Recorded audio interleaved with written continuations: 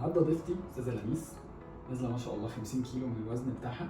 هي حابه بقى تشير الاكسبيرينس بتاعتها معانا. انا بدايه بس انا عايزه اشكر دكتور احمد، غير في حياتي كتير قوي قوي قوي. انا كنت تقريبا خلاص يعني كنت مشاكل صحيه كتيره جدا، ضغط عالي على طول، سكر عالي على طول، تبعياتهم كانت حاجات كتير قوي وحشه. اكتر من دكتور رحت لهم قالوا لي لو انت خايفه من عمليات التخسيس انت هتدخلي عمليات تانية كتير ومش هتبقى بارادتك. ده اللي خلاني فكرت كخوف من المضاعفات من السكر والضغط والحاجات دي. طبعا انا كنت خايفه اصلا من فكره العمليه، يعني ليه ادخل انا قرار عمليه بايدي.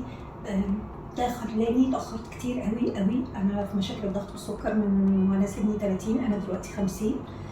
قعدت سنين كتير قوي، مشاكل كتير، لغايه لما وصلت ان انا لا، يعني انا لازم اخد انا القرار بايدي وادخل اعمل العمليه.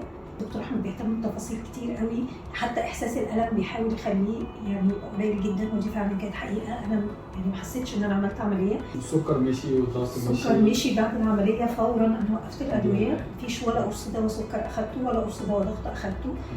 مقاومه الانسولين الحمد لله اتظبطت، حاجات كتير قوي اتظبطت. المسج بتاعتنا ان احنا ما نتاخرش خالص خالص. نفسي اقول لكل الناس محدش يتاخر. لو عندك اي مشاكل طبعا هتبقى سببها السمنه نمره 1، حاول تتخلص من السمنه عشان تقدر تخفف كل حاجه بعد كده.